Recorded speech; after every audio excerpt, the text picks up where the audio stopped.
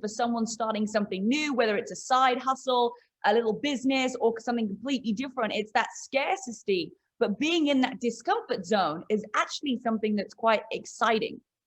Yeah. So how do you know you're in the discomfort zone? And also, why would you want to go into that? I feel it in my body. I feel it as I feel the nerves. I feel maybe my belly gets tight and pinches a little bit. My heart goes a little faster. I had an experience 3 or 4 days ago where I actually had a panic attack. My landlord moved in downstairs below my apartment, and I've been nervous about that for a few months. And then he opened the adjoining door between his apartment and mine and just came in and said, "Oh, I'm just going to use the storage room here." And I was in disbelief. And I tried to set my boundaries and whatever. And he said, "I'm not asking you. I'm just telling you this is how it's going to be." I've had anxiety for 20 years and I'm still managing it. And went into my office and was in such a state of agitation. So there's an extreme version of how I know this is my discomfort zone. It might feel more mild for you. It might be just thinking about calling a prospect who might be a good client and asking them if they want to work with you. That might generate a few nerves. If you imagine having a cold shower, a lot of people are doing that for all the health benefits. Scares me, and the idea of getting into Boulder Creek now during the winter with all the snow on the ground and ice on the creek, that really scares me. So what I'd say is find those places. You don't have to confront them. You don't have to. You don't have to quit your job and go cold turkey into something else. You don't have to go on a national gong show to promote your business. You don't have to confess to your partner that you had an affair 10 years ago or that you broke an agreement. You don't have to do any of these things, but I highly recommend getting a sheet of paper and just writing at the top of it, what would I do if I was fearless? What would I say to people and to whom? What would I do in my business? What would I do in my job? What would I ask for? I'm nervous right now. There's a friend of mine who, I kind of want to ask him if he'd be a co-signer for a housing loan, because I could get the house that I want. And his credit's amazing. I'm nervous, that's an edge for me. So just write down the things like, what would you do if you were fearless? You don't have to do all of them. You might circle 2 or 3 of the easier ones and go and do that as practice to get into that discomfort zone. Now, why would you do it? I find that when I don't do it, I feel like I'm playing small in life and I regret. I regret that I didn't go for it. If I do it, I don't always get what I want. When I reached out to the owner and said, "Would you be open to a cup of tea in the garden with me?" I couldn't sleep. That was edgy for me. And I may not have gotten what I wanted, but transformed my life because we had an open, honest conversation. I got to know him. I got to know how he built this house from scratch and fought tooth and nail to make it, and some of the challenges he faces in his life.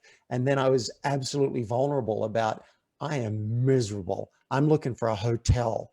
Is there any way you'd be willing to give me 24 hours notice before you come in? He said, "Yeah, I could do that." I cried.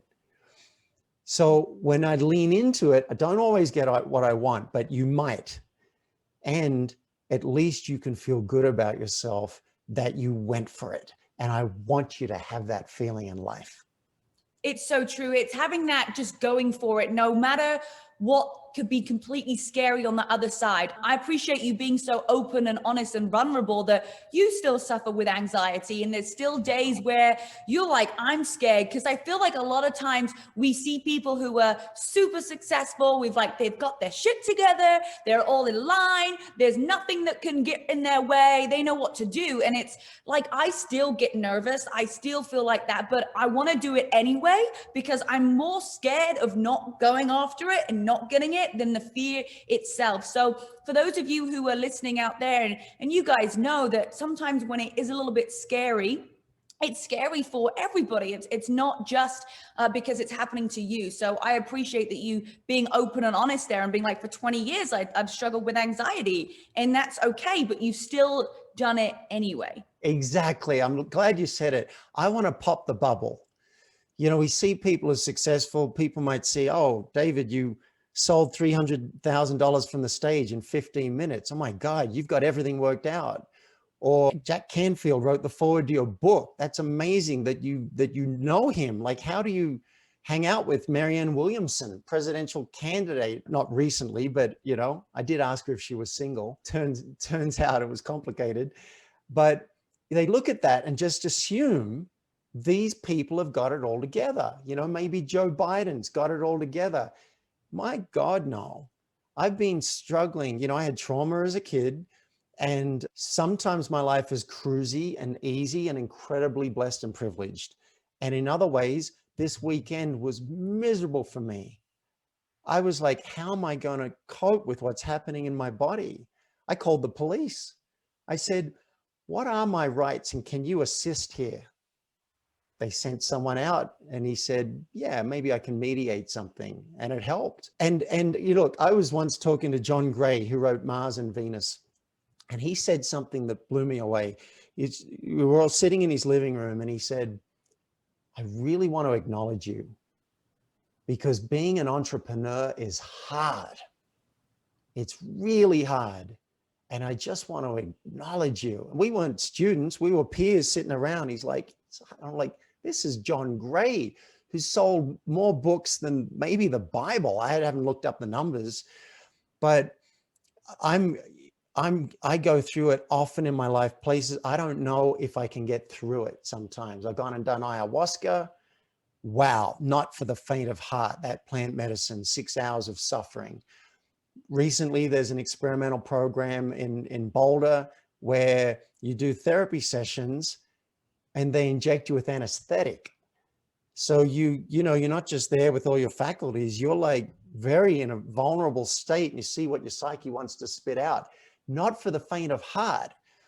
So it takes grit. That's the summary. It takes grit to live your life. And it takes grit for some people to just show up each day and to just work on their business or show up for their job or make money to put food on the table.